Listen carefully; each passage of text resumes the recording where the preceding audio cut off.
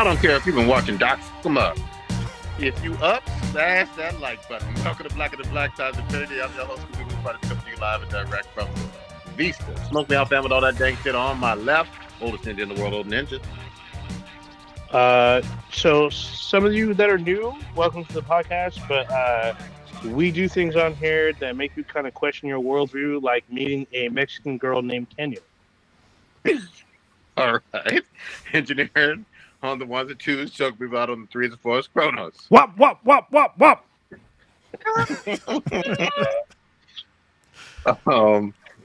We got your boy Blue. JT and I got something in common now. God. You don't want them problems. And do you want the government name? How do you want to be addressed? I just want to be sure. I don't care either way. That's a long ass name. Lilith, yeah. Yeah. Last but not least, then Lilith is joining us. Surprise guest. Hi, I'm fairly certain I'm going to learn a lot more about Kendrick than I did before this today. So all the things. You about to get learned it. Oh, for sure. Yeah, learned for. Before we even do it, well, actually, no. Let's get to our usual stuff before we get to that. All right. You usually start us off with stats of some sort. That I do. Listener of the week once again would be Zor. Thank you very much for listening. I gotta hit him up. I haven't talked to him in a while. And right on. First in the chat is nobody yet because we were kind of late. So a little late. Oh yeah. I'm getting used to a new living situation. So there you go. Understood. In the background now, my situation is a cardboard box. So that's the white background. I got the extra corrugated. All there you go. I was about to say. It's painted, real nice. Yeah, it's like you in the Bart bathrooms, like I used to be. You got to paint the wall black, man. That's too much white. It's too white. It's too much white for the podcast. Our background's always been pretty dark. That's true. I guess not when you lived in Union City, but the other wall is the dark one. I need to do this one. So yeah. Darkness. Old ninja, what you pouring out? Got to be frothy. Got to be urban. Got to be brown. Yeah. Shit, I don't know what he was drinking, but I'll drink out. I'm gonna pour out something. I guess local to the Bay. So some of y'all know, may or may not know Drake's. Drake's have this fucking Drake's. Yeah. Yeah. So Drake's has this double IPA called the Denogonizer. It's a great one. I'm gonna pour that one out. Pour that one out this time. I would have said Gordon Bierce, but I don't think Gordon Bierce is around anymore. Yeah, they are. Yeah. I don't. Oh, they're breweries I have yet to even see. They were bought up by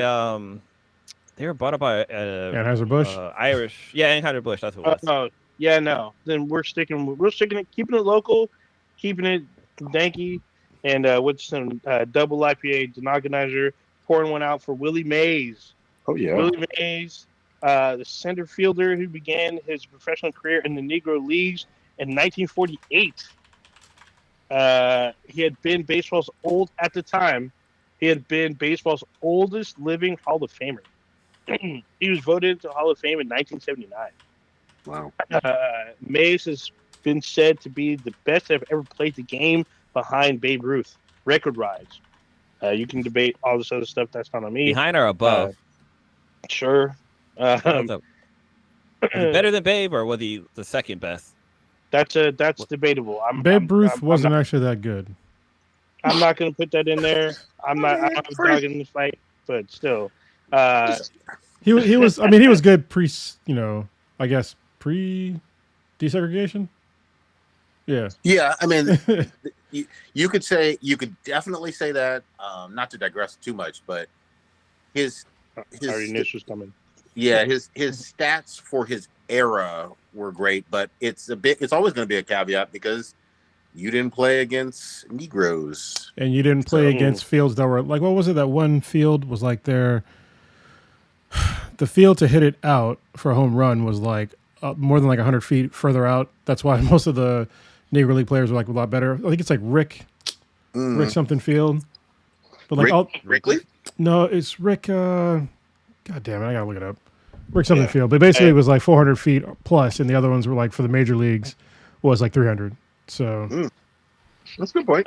So he began his career with the Birmingham Black Barons of the Negro American League. Even though I could have sworn That's a it was dope American Negro League, I thought, yeah, it is actually pretty dope ass names.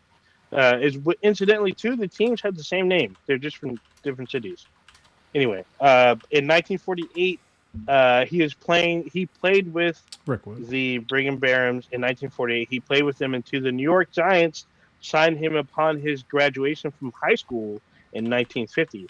So in the Negro Leagues, Willie Mays was playing like Negro baseball at the age of 17, basically. And so when he graduated high school, that's when the Giants picked him up. He won Rookie of the Year in 1951. He won MVP in 1954. He won the World Series in the last year that the Giants were in New York before they moved to San Francisco. He went on to win another MVP award in 1965. He finished his career with a return to New York after midseason trades to the New York Mets in 1972, retiring after the team's trip to the 1973 World World Series. He is a 24-time All-Star. Let me say that one more time. 24 times he's made it to the All-Stars, which is tied for the second most in history.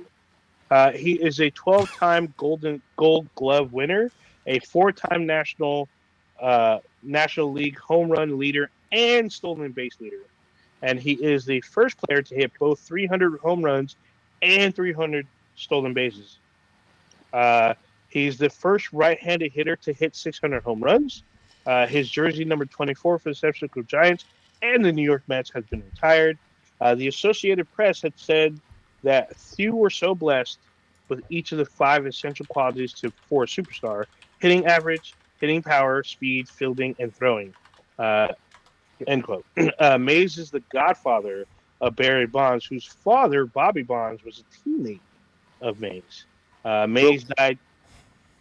Go ahead. Sorry, real quick, just to put this out there too. He did all of this way before any Balco labs and steroids were. Yeah, I said the 70s. Like, I thought that'd be implied, but okay.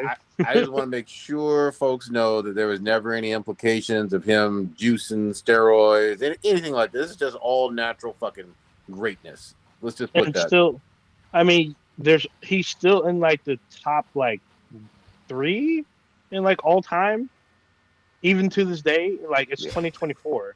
So he still holds like some of these records, and these records are changing now that the Major League Baseball is now including the Negro American League numbers, which changes a few things. Yes, actually a lot of things. There's a thing I have to talk about though, real quick, is that they're actually getting pensions. For any Negro League player that's still alive is getting pensions from the MLB.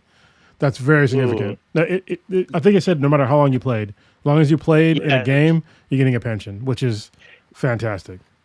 It's also strangely convenient because most of those players are probably gone. They are, but I mean, a lot are still alive though. A lot, you'd be surprised. Okay, yeah. I'm sure there's probably like maybe maybe 20 some odd are probably still alive. Maybe. Anyway, Willie Mays died 2 days before a game between the San Francisco Giants and the St. Louis Cardinals to honor the Negro League at Rickwood. That's the field I was talking about. That's the field in Rickwood Field in Birmingham, Alabama. He died at his home at the age of 93. Quick fun fact, Willie Mays lived in the same city as Steph Curry. Mm-hmm. So, go ahead, Prodigy.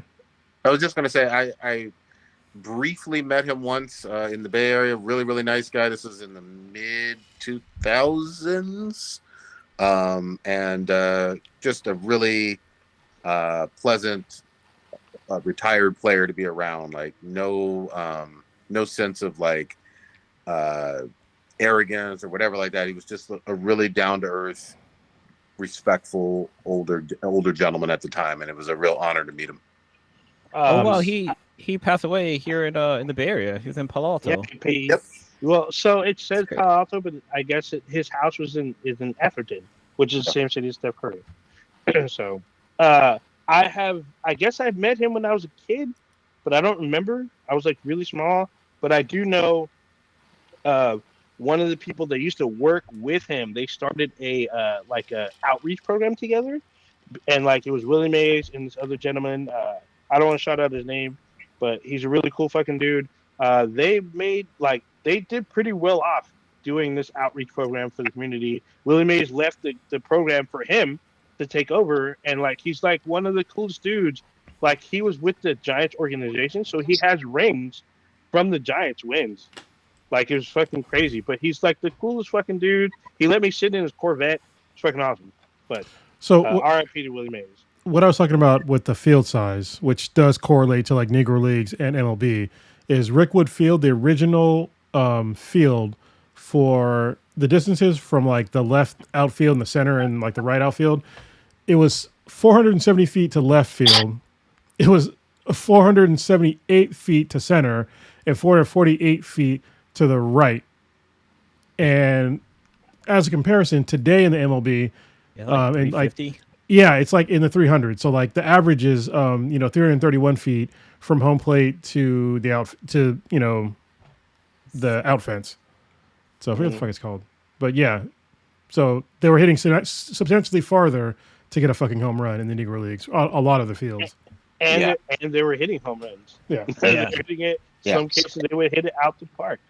And before any like uber baseball nerd or whatever, yes, we realize that every stadium is different. There's no like, it's not like basketball or football where it's like a set like amount, you know what I mean, in terms of left field, center field, right field.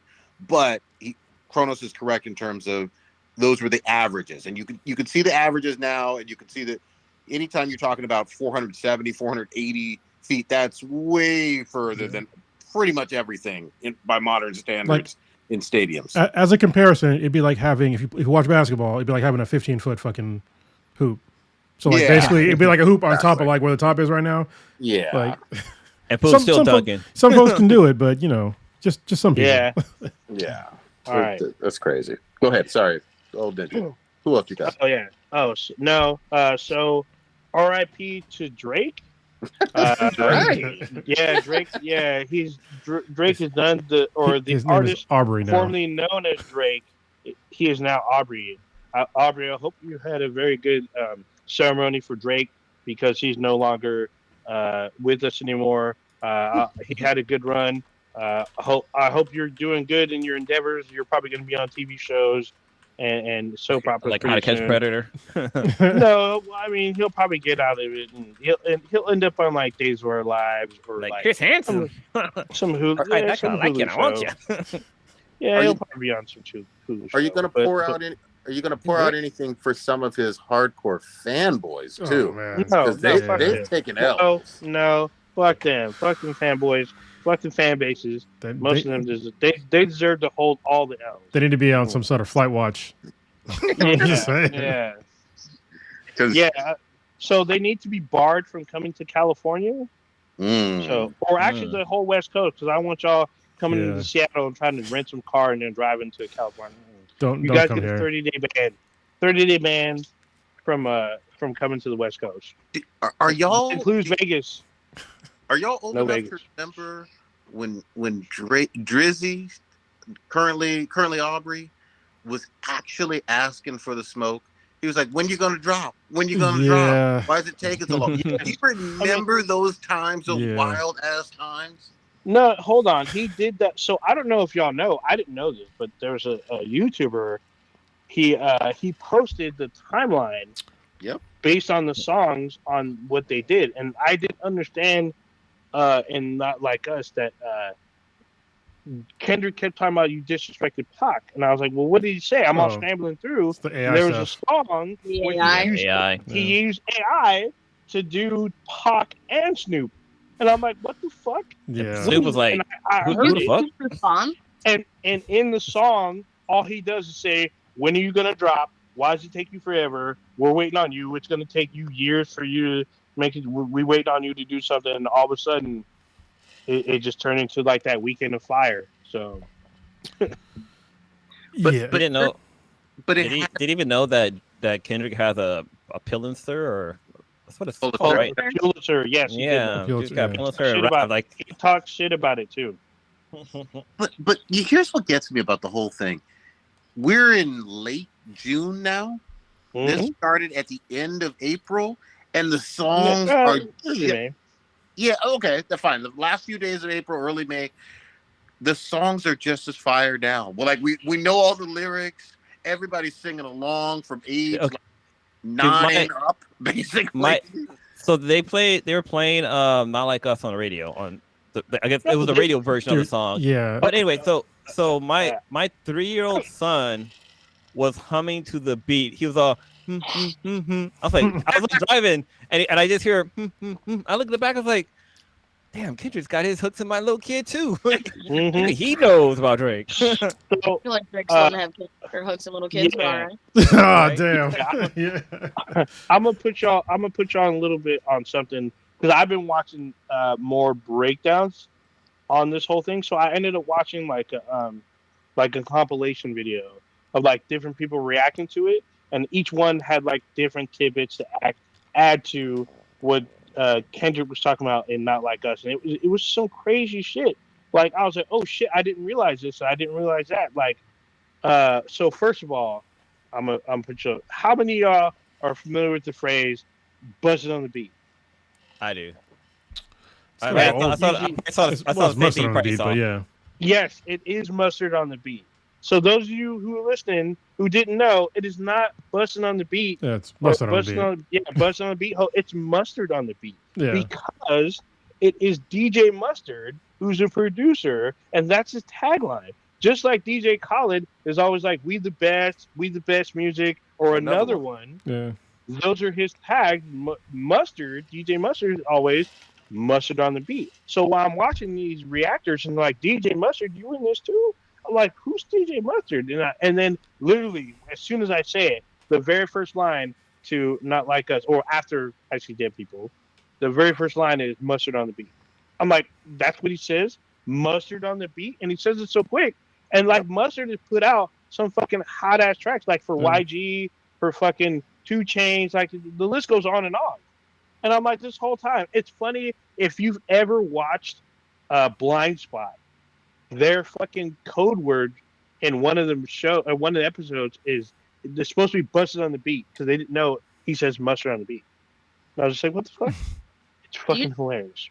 Drake had beef with Mustard, like the producer. That's why that's why Kendrick had him come up for the beat.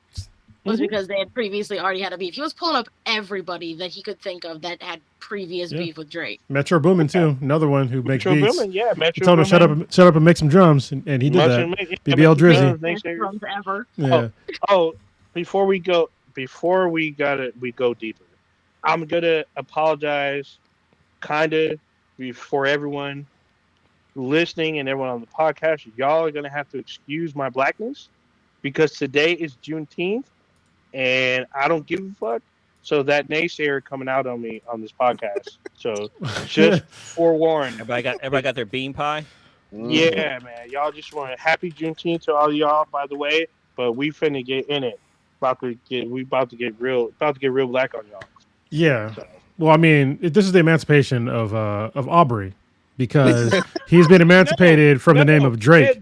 I'm just saying, he's gone. He's done. Go be free. Go be free, Aubrey. I'm just saying. So what? Hold on. We missed kind of something in the beginning of this podcast. Without paper was. No. So today, right before this podcast started airing, one of the reasons why we're kind of late is because Kendrick Lamar had pop out Ken and Friends. He had a 3-hour-long concert today. It was live on basically everywhere, but it was really on Prime Video. Amazon Music. So Amazon. And I watched all of Kendrick's set. And it was one of the best sets, hands down, I have ever fucking been witness to. He started with Euphoria and then just went from there. And we'll get to the end part, which is like the most epic part. Basically, Drake is done. Like, he cannot show his face in polite or impolite society again. Like, the guy, he just murdered this dude. He said, fuck diss tracks. Here's a diss concert. And he had the whole goddamn stadium singing Not Like Us for goddamn an hour. I'm just saying. Pretty much. Pretty much. And not Well- only that, well, we should get. Let me back it up before we even hit onto it. But like, Not Like Us was like, even though the Heart Part 6 dropped after it, like no one talks about it. Everyone's talking about Not Like Us. Like Blue was talking about how it's on the radio. It wasn't just that. It was like when it dropped, I didn't believe that like it was as popular as it was, but it was on the NBA playoffs. Yep. So when they were playing the playoffs, they were playing it during the commercial fucking break. Bro, Like, what the fuck? it is on Prime time TV. It's on heavy rotation on Sirius XM. When I went to go to Vegas, like every single fucking rap station, it was in the heaviest rotation. It was either Not Like Us or Meet what was the other one? No, not Meet the Grams. The one with Metro Boomin. BBL Drizzy. No, not BBL Drizzy. No, you're talking about like that. Like that. With Yeah, Future. like that. Yeah. Heavy rotation. I didn't hear a single fucking Drake song. I will say, after the Hey There Delilah thing, Yeah. oh my god. That was so bad. What was, He what done was that retired. about? That was Drake's latest song was, I'm sorry, it's called One Gone Delilah, but it's a Hey There Delilah song. Like Was it? remake. Yeah. But it's so bad. It's so bad. Wait, hold on. Now it's getting neutralized. That's because he didn't have his ghostwriters anymore, right? Yeah. I don't know. AI. Man. Hold on. So I've heard the one that I heard recently with Drake is it's Sexy Red Yeah. with him on it, and they use BBL Drizzy. Yeah, no. And he makes reference to his surgery or a surgery, quote unquote, and then he uses BBL Drizzy, and I'm like, dude, like I get it, kind of, but it's trash. The track is like Sexy Red. Like I don't really give a shit, but like that track in particular was utter garbage. And like Drake being on there, I thought he would save it. Like he doesn't. He makes it worse. I was, dude, this is utter trash. When I But heard did he when I feel heard like Meet two the bad Grams, Did he what? But did he feel like it was two bad bitches? Yeah, maybe he was twerking. Yeah, he was popping it. Popping that ass in the I background. don't Try need to to see put that. BBL I for don't- something good. I don't need Yeah, to but see that. That's too much. BBLs don't shake like that though. They shake like stones, They- like rocks or something like that. They don't shake. They stay in one place. They just like Yeah. move up and down. There's no shake to it, unless you tell your doctor I need to shake. Then they'll put some shit, but it doesn't look right. They got to mix some filler in with that concrete. Blaster. You know. Yeah. Look at the Kardashians. I'm just saying, hey, you can just do fucking squats, yo. You can earn your ass. I'm just saying. Shit Yeah, hard. squat. Yeah, they have squats. The row machine. They usually have row machines that are usually old as fuck. You can do the row. Like what the fuck? Yeah, or just accept the body you got. Yeah, that's true. Or Yeah. you can do that too. Body positivity. Look at Prodigy's going fucking full Lizzo here. Yeah. What the fuck? Body One power. interesting breakdown I saw about Kendrick Lamar's song was the word "wop" because that was Colonel's intro earlier was a wop wop wop wop. Gotta fuck him up. And I guess wop isn't like wop wop, but it's like it's WOP, which means without papers, Without or papers, without yes. passport, which I I've guess never is like heard the a name metaphor behind for that. somebody who isn't someone who doesn't belong. So since Drake is from Canada and he's trying to be black, whatever. He's just basically telling him that he shouldn't. He doesn't fucking belong, basically. Yeah, there are so many like little things in his songs. Like when he said he a fan.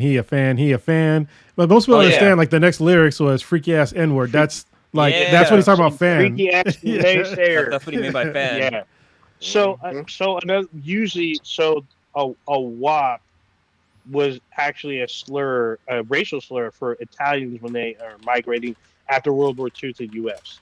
Yep. So because there's a lot of them that were just coming across, and so that was like usually like a slur. WAP, I guess WAP or WAP. You can pronounce WAP as WAP. But I mean, that's a we knew different what that was back in 2020. Yeah, we knew what that was back when Megan and I mean, Cardi waffles B. and pancakes. Yeah. Waffles and pancakes. Yeah. There you go. Thank you, Also, sir. My daughter's on the podcast. Yeah. But we also know it's also 2D fighters. Usually when you are watching Batman, usually Batman has Yeah. a big wop when you punch him in the face. That's another thing too. So I thought that was all it was. It Yeah. was just a sound Sure. effect. yeah, Okay, yeah. keep It thinking that. It is like a sound effect, like for like punching somebody, because like Yeah, it's Batman. Yeah. It's 1966 Batman. Wop, wop, So- wop, wop. Wop, bang, ding. But here's the thing that I really love about the whole aspect of it. You couldn't get any bigger than Drake. And for those who still cling to this fucking weird ass narrative that, oh, the only reason why these Kendrick songs are fucking so popular is because he's talking about Drake and Drake is king. Whatever. Let me be very fucking clear on this again. Rick Ross did diss tracks. Pusha T did diss tracks. Megan Thee Stallion. Whole bunch of people have done diss tracks, and none of them hit like these. Nope. And there was a series of hits. You know what I mean? Like, usually, we said this before, like a few weeks back, diss tracks traditionally aren't very fucking popular. Not only to like fans. Yeah, that's what I'm saying. Not like top of the Billboard charts, not top of Spotify. Let's see what it's like. Hundreds of millions on YouTube. This doesn't usually happen with diss tracks. No. Nothing like this. I mean, Old Ninja Cole. I was a naysayer. I love the songs, but I was like, this shit ain't gonna fucking blow up. Like nobody likes rap battles. Meanwhile, this dude's stacking papers to fucking Mars. Man. I mean, he had jump into money like Scrooge McDuck. I mean, he had a sold out concert in like his hometown, like, and everyone's waiting for it. So, other things that were in play also was like I said, like hip hop was not in the spotlight. Like it was all bullshit. And you put these two titans of hip hop and rap, and then all of a sudden everyone's talking about it. It's literally like Prodigy said. It's a month and a half later, or a month later, almost 2 months, and we're still talking about it. Kendrick Lamar wouldn't agree with you on that because there's only one big big three, or however he said it. There's no big three. There's only big me. Then he calls him a bum. Yeah, boom. Got that bomb. I can't believe we called him a bum. Like it's like 3 times in the song. I was like, bruh. Yeah, it's all bad. I mean, it's awesome.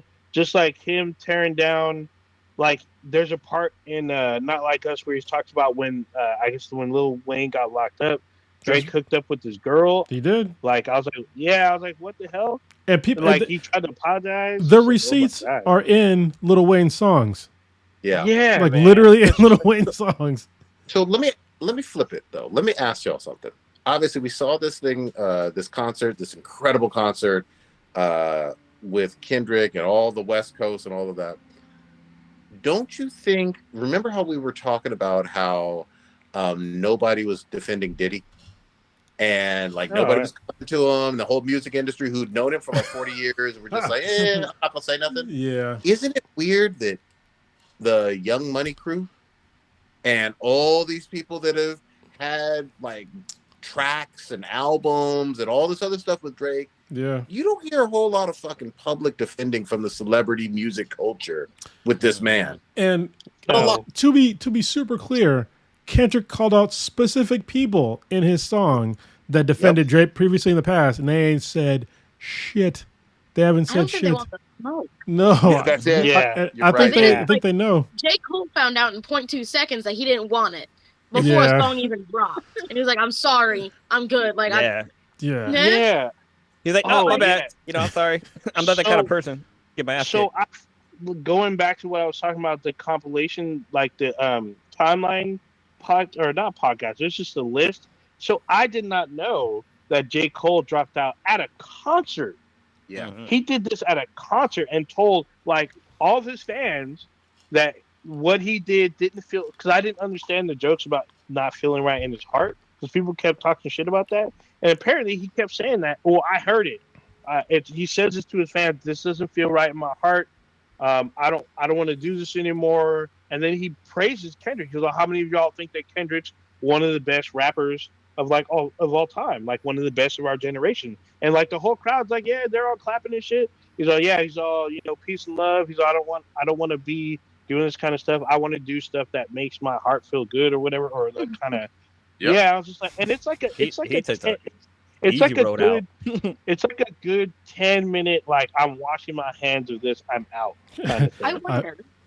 I wonder if that wasn't referring to him not wanting beef with Kendrick and more not wanting to defend Drake. He literally possible, he did during that whole thing. He almost never mentions Drake. He mentions nothing but Kendrick and how he didn't feel like it felt right.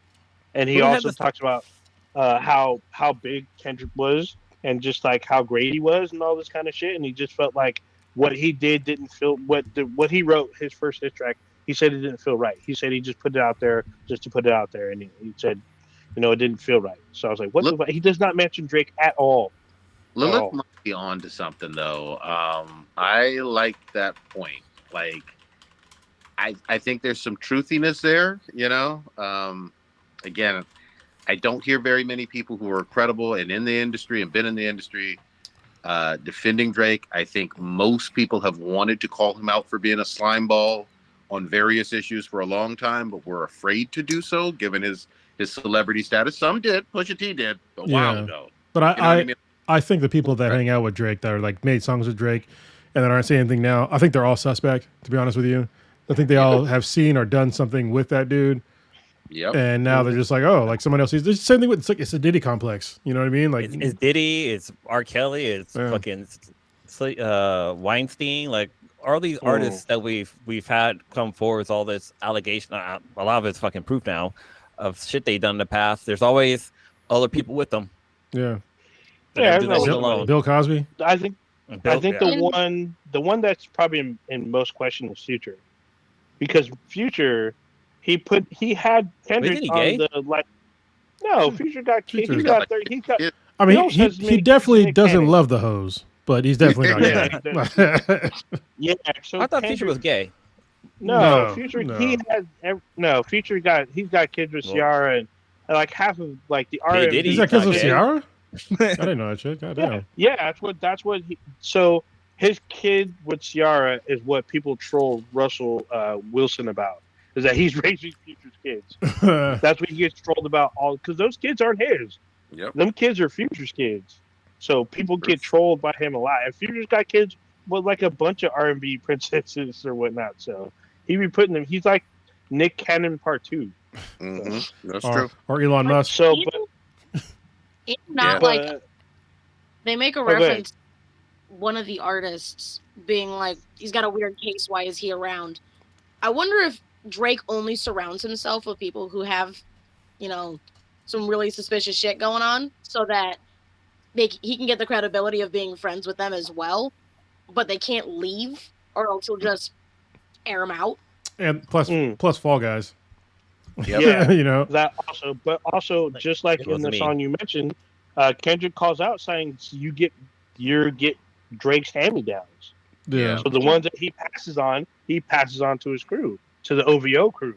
So that's classic. Again, I don't know these people. We're going by what Kendrick said in the songs, but it seems to have some truthness to it. It's classic abusive ass bullshit. You know what I mean? Like, I'm gonna surround myself with Fall Guys, as Kronos mentioned, and maybe they'll take more of the heat. Or birds of a feather flock together, because it's just not a good look. And we're all singing along and dancing along to it because there's been weird stuff for at least half a decade, if not a full decade, with Drizzy. Full decade. I mean, because someone broke it down, they pointed out to when before he dated Rihanna, kind of shit. Oh, dude, he had been thirsty for Rihanna, but no, he actually dated because I think Pusha T talked about this, that he was dating what's Justin Timberlake? Justin Bieber's wife's name, Hailey Bieber. Well, that's her name now, but he knew her when she was like 13, 14, and they got together when they were 18. So people were basically saying that he was grooming her. Like once she turned 18, they got together, and that's fucking gross, basically. But it also comes down to, or also what he did with like Millie Bobby Brown. Like he was like texting her like "I love you" and like giving her dating advice and stuff like that. It's like, dude, that's a fucking child. So the fact that she went out public and said that just adds to the sus of it all. Well, she says it in public multiple times. But go ahead, Lily. And it's wild that Drake brought up Millie when no one else did. Yeah. That's real sus. Actually, it's beyond sus. I mean, it's like, you're gross. Oh, so I have brought it up in the podcast that I thought Kendrick brought it up, but he was talking about Bobby Brown and Whitney, not Millie Bobby Brown. So I misinterpreted that one. He was but also, projecting. Yeah, he was. Yeah. So here's the thing. This is what fucked me up, and not like us. So Kendrick says he's passing on his body like I'm John Stockton, and I was just like, okay, that's dope. And then like when you go deeper, John Stockton's partner in crime was Karl Malone. Now, Karl Malone, I remember he was controversial, but at the time I didn't really know why. Come to find out, He was a big hoe. Apparently, everyone knew this, but he got a 13-year-old girl pregnant when he was 20. Yep, in the league. In the league, and he did not face prosecution. He did not get statutory rape allegations or prosecution. He never went to court. In fact, that kid is grown now. That kid has played on 2 NFL teams as of now, and I think he's retired out of the league. But that kid, back then, Karl Malone did not face statutory rape. One, he didn't have. I guess people called him out, but he didn't see court. He didn't see inside the court or a jail cell. Nothing. But he kept getting ridiculed about hooking up with a 13-year-old girl when he was 20 years old. Not to give an excuse for Karl Malone, but Karl Malone basically fucked everybody. And he was known for fucking everybody. Yeah. I thought that was Wilt Chamberlain. Oh, I guess. I mean, was it both of them? Yeah. I mean, shit. Elvis did the same shit. Yeah. And he's still, beloved, which is just further proof of if you're famous enough. Oh yeah, 100%, 100%. If you're famous enough, you'll have groupies. And it's not even like Elvis had a lot of money. Like he didn't have a lot of money. He just had a gambling addiction. So he's blowing all of his money any chance that he got, so he couldn't really pay off on your cases. Don't forget the drugs. And ripping off black artists, but He was broke as shit, so he couldn't. It's not even like, oh, just the rich get away with everything, because, well, they do. But if you're famous enough, as long as you're famous, nobody cares. I feel like Kendrick Lamar took a page out of Black Dynamite when he comes up with the discovery for Little Richard. He's like, he's all like the South American anaconda, and what is that? Anaconda malt liquor, and what is the slogan for anaconda malt liquor? That he'll give you a Little Richard. Yeah, like that's the whole fact that he's like breaking stuff down and like everything's kind of encrypted, but everything just kind of leads to the fucking answer at the end. Also, I feel like Kendrick Lamar threw the boomerang before he even walked in the room. Yeah, I'm just saying. If y'all watch Black Dynamite, that's wild, that's good, man. But it's the greatest thing is though, you have literal like teenagers, junior high school, 5th graders, 6th graders, breaking down goddamn lyrics. Like, you know what I mean? Like, and that's literally that age bracket you're talking about is literally Drake's people. Yeah. He's out there buying them cookies and ice cream and shit. Kendrick should come out with a book that is just this like section of diss tracks with just 1,000,001 asterisks. Yep. So he can explain what all of this stuff means. Yeah. Because that's He the thing with might. Kendrick is he makes a lot of music where you have to know a lot about it in that community to actually understand. Like the beats are great, the songs are great, but to fully understand the music, you have to like do research. Well, and this is what you're explaining is literally the problem with Drake, is because Drake doesn't really understand black culture, and Kendrick Lamar does. So when he said "I'm with the culture feeling," like he's legit, and like you're right. There's a lot of references that you're not going to get if you never went to a black church, or you never had or were around a bunch of like black family members, or you never had somebody that went to fucking jail or some shit like that. You know what I mean? Like there's a lot of stuff that you're gonna miss. Or been stopped by the police just as we say on Juneteenth, either driving while black or walking while black, because that's happened to me, and laughing while black. If y'all remember the Napa case on the train where they're laughing too loud, so they're asked to get off. Or chilling kind of while black, like the guys at Starbucks. They were just hanging out. That was in Philly. But the other thing that's real interesting to me, yes, there's some very universal things about Black American culture. Yes, but I love the line in the sand that Kendrick like amplified about the fact that, hey, don't forget Canada is an entirely different country with different history, with different rules, with different cultural stuff going on, with different fucking weird ass accents and Crody and bullshit. And like Delilah songs. Yeah, exactly. Brody. Like, and if you think about it prior to this, there's just no fucking way you could have told me in like, I don't know, 92, 98, 03, that a Canadian was going to dominate hip hop. You know what I mean? Like, Hip hop, He especially. would Yeah. have thought that was the craziest thing ever. Well, but it's also he's like this is the weird thing about Drake is that I consider him kind of more pop than hip hop. Yeah, same here. Even though he has put on hip hop charts, but he's really a pop artist and a scam artist. Correct. But Master manipulator. yeah, there we go. Yeah, We're gonna do all the lyrics. What's he say?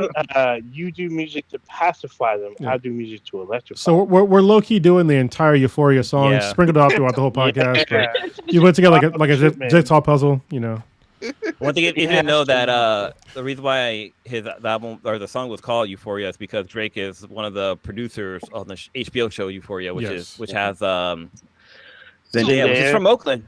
Yeah, but it's also Zendaya from Oakland. little kids doing grown also shit. someone else. That's Yeah. that's what they do, and that's what he does too. I do Dude, find that's it ironic. That's what I the show's know- about. I know Blue watched Euphoria. I don't know Oh, about yeah. everybody else, but I find it ironic because of the dad and Jules Oh, right. that Drake is a producer on it, Mm. and then that- like everything else. That's interesting that you bring that up. So if you guys didn't know that the dad on the show ends up having sex with the underage Oh. Well, girl, trans, yeah, Friends. and it's not he's not very nice about it, and it's all records kind of it. bad. God Yeah, damn. he records all of his interactions. He's basically a closet gay person. Yeah. Well, it's not even. He doesn't. He records every like instance of His sexual the actor encounters. Intercourse? not No, being it's a faithful. little bit. Oh, Oh yeah. Adultery? Thank you. He records every instance of adultery that he has, and he has floppy disks. Like that's Floppy still a thing. disks? He has like a No. like a filing 3.5. cabinet of floppy disks, How and the- his how the son fuck- finds them. Bro, you know how hard it is to find a 5 1/4 disc It is drive not hard. nowadays? it's not hard. I don't know anyone that But also even has that's- one that works. If you have actual floppy disk, you have a terrible fucking video quality. I'm just saying. 'Cause Yeah. them shits don't hold I mean, much. They're on CD quality. They're on CDs. I'll say this: if you have a 5 1/4 disc drive that actually reads the magnetic fucking strip, like bravo. Maybe that's Is that- hold on. Maybe that's how fast he is. Just literally like 3 seconds. Done. But also that's gross. I'm just saying. Damn. But it's One thing- every instance of adultery that he's had has all been with underage Oh, people. yeah. Fuck Ooh. that. That's So gross. it's just like a filing cabinet full of pedophilic and gross ass Wow. behavior. Jesus Christ. That show's really good though. Like, Okay, Blue. Follow Yeah, up. that's Wait, pedophilia. yeah. Sounds great. no. It That is really That's messed up. amazing. It part's is horrible. really messed up. That part's horrible. That's the crazy part. Like even him when he beats his son and stuff like that. That part's really bad too. Yeah, but like okay. Zendaya does like an amazing job on that show. I want to watch this less and I'm less. And Yeah, the I'm drug dealer. sorry. I love the drug dealer guy. That guy's fucking dope. He's such a Does, chill does he drug shoot dealer kids up who- with fucking cocaine and make them die? I mean, is that we're No, going he does here? not. Jesus Christ. He actually looks out for the little people. Oh, okay. Like his little brother. I bet you he does through his little fucking little Zoom brother's a camera. Or... Yeah, his little brother's even a drug dealer. All right. You know, This- the actor Fesco, or the actor that plays Fesco, Augustus Oh Cloud, yeah. he He passed died away. last year. or the year we talked before. about it. Yeah, because that was like his only role. It's funny to me, but he looks a lot like Mac Miller. Yeah, he Oh, does. A lot. Even though it wasn't him, but One of my favorite fan thing that happened with the whole Drake Kendrick Lamar diss track was that somebody made a Kid Bop version of Not Like Us, and the lyrics to it it's just fucking genius. Like it's something like for a second I thought Kid Bop really dropped a track. I was like, whoa, this is next level stuff. But like Oh, the lyrics on there are fucking hilarious. keep on the Stuff subject. that kids would probably say. I'll be right back. Keep on Maybe the now subject, Kendrick will listen to it, or maybe now Drake will listen to it Yeah, with his son. he's probably heard it already. I didn't even know he dropped a new Fuck, track. fuck, I just fuck. heard this shit, Sexy Red, and it was trash, and they still play it. It's very weird to me because I'm like, dude, this is not hitting right. Like Sexy Red, whatever made her famous. I hope her other tracks are better, but the one that's playing now is not good. Here's what you got to remember. Sexy Red, I believe you see two bad bitches. Here's what you got to Every time I hear Sexy Red now, that's the line I think of. Of course. Ooh. But here's what you got to remember, man. Tribe Called Quest told us this in the early 90s. The record company industry is fucking shady. And they'll promote anything no matter what how fucking terrible the trash quality is.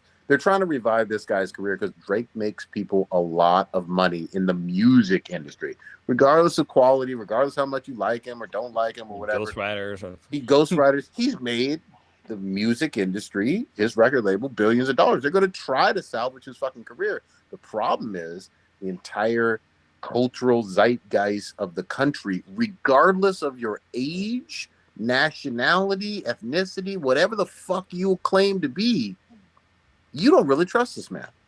You don't want nothing to do with it. It's hard to listen to his old songs that you may have even liked.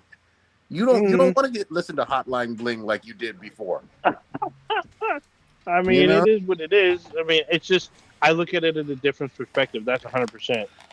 I mean, that is totally different. But, like, it's just weird because now, because of this, I'm hearing more Kendrick on the radio. Like, they're playing a lot more of his stuff now. Before, it was always Drake. Like, it was using artists that feature Drake. But now it's mostly artists that feature Kendrick or Kendrick, like, fucking song. But let me be really, really clear on this one. And if you rewind the tape on this podcast is giving Kendrick props for years and years and years. Let's be real. Pimp a Butterfly, Good Kid, Mad City, Mr. Morale. We fucked with Kendrick prior to this. There are some But hold on. I'm just saying there were some people that this was their actual introduction. They didn't know who Kendrick was. Yeah. That's what I'm trying to say. And if you didn't, I mean, you're late to the party, but I'm glad you're here. You know what I mean? Mm-hmm. Go back and listen to some of his fucking classic albums and tracks and shit. But you know what's interesting? Don't act like Kendrick ain't been out in these streets for a smooth ass decade. It's 2 decades. Is it 2 decades? He's been around since 2000. Something I was just thinking of is that Kendrick Lamar he's laid tracks on 2 of the most popular blockbuster movies of all time, and that's Black Panther, or not Black Panther. Yes. Black Panther and Enter the Spider-Verse. Like both of those movies, black movies. On top of that, just the soundtrack on those were just fucking bangers, like from the beginning to the end. And I can't now. I'm even because we talked about this earlier it was either early this year or late last year. But he's working with the South Park creators to create something. Yeah, they won't really talk about it. Now I'm even more curious to know what the fuck they got cooking up over there. Because you already know it's going to be crazy. Just some crazy amalgam of just who knows what. Who knows what the fuck is going on. Let me get back to the concert real quick, though. The pop-out. Because we haven't even started. We barely even started. Like, we just talked about Euphoria, and then that was it. Because that's a great song. Yeah, go ahead. That was the start of the fucking concert. All right, the second song, I think, was DNA. And then there's a couple other songs. And then J-Rock came out with Win, which is one of my favorite songs, one of our favorite rap songs of all time. It's a great song. It was also the intro to Blackish, I think it was. Black as Fuck. Yeah. Great intro song.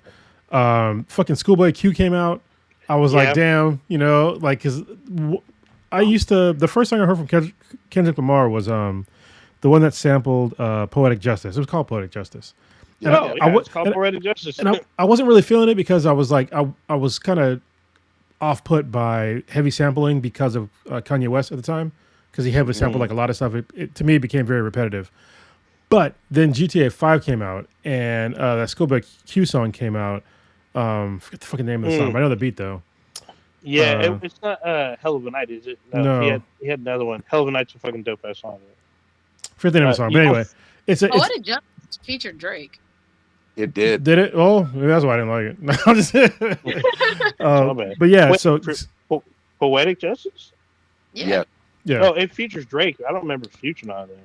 Maybe there's a remix from Future. I was just saying it was featuring Drake. Yeah, featured. Oh yeah. 100%. It's Drake and Kendrick. So yeah, the Q-Boy song, Man of the Year, right? No, it wasn't Man of the Year. It's a fucking other song. It was on the GTA 5 soundtrack. What? Definitely wasn't Man of the Year, but I love that song too. Like Schoolboy Q, he just had a Blue Lips album just dropped earlier this year, right before the fucking whole Drake beef thing happened. It's a great album though, so go back and listen to it if you get a chance. And then I think someone else came out, and then fucking Dr. Dre came out.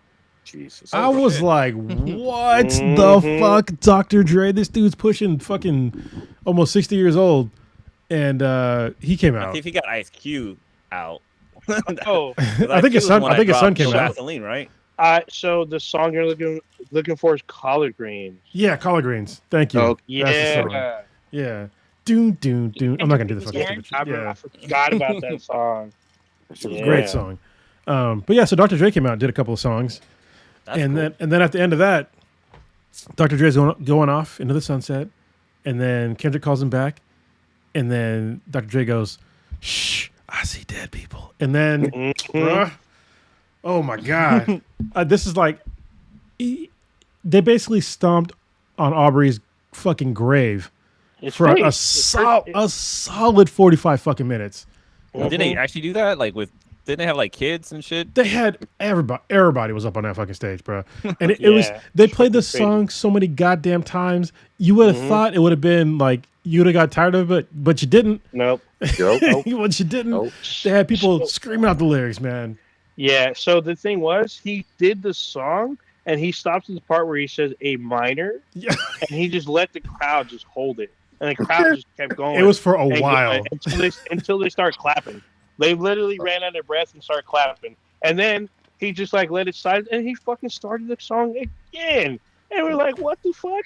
And he just did it, and he did it again. He did the same little dance, and he stopped at when they said A minor.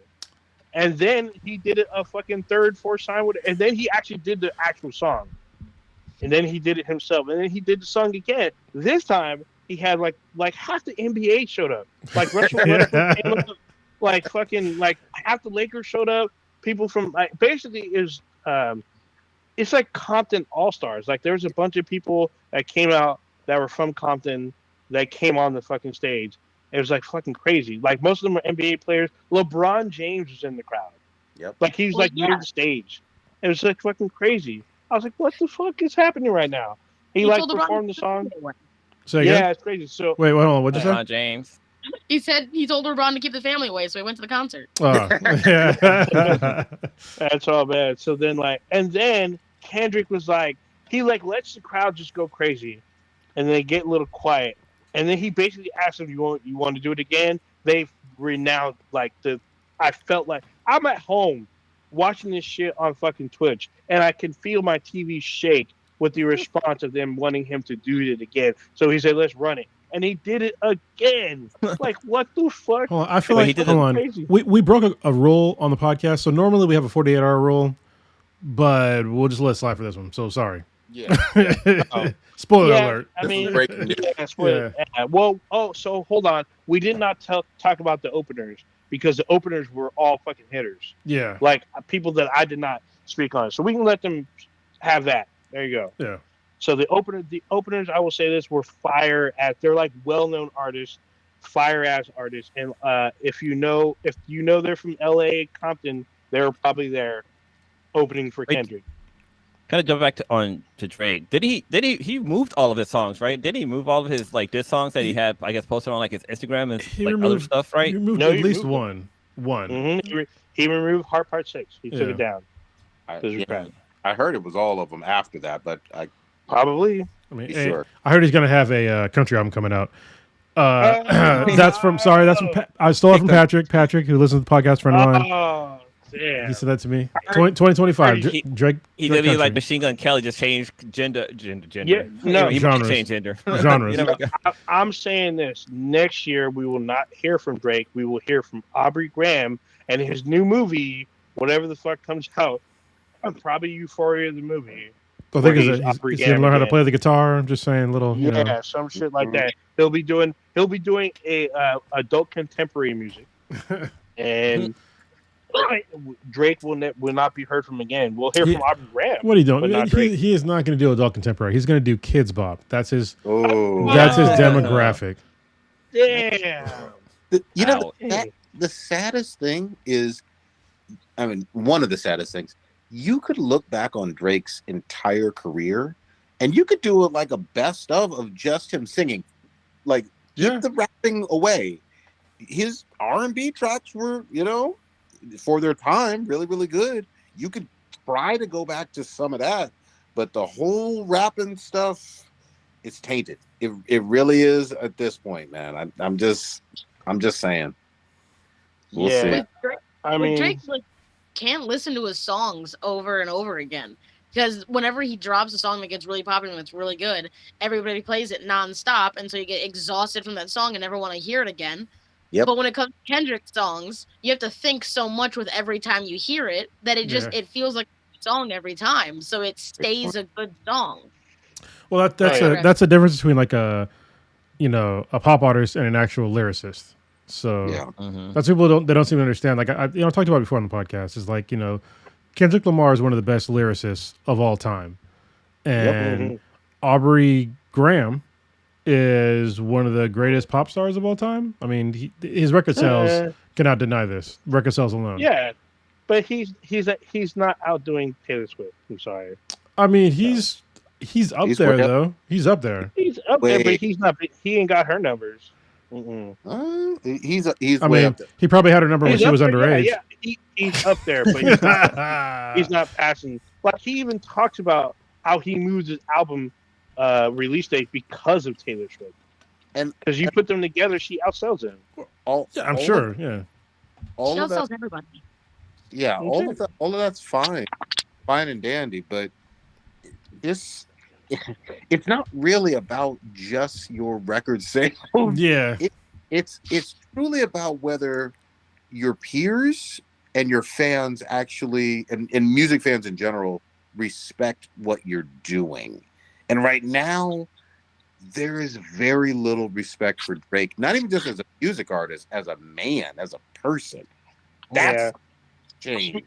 Like there's been this cultural shift that we're just fucking. I mean, and we're talking about it, but it's a huge schism. You know what I mean? In terms of what you thought prior to Kendrick, for some people, and what you thought afterwards. And what you think right now.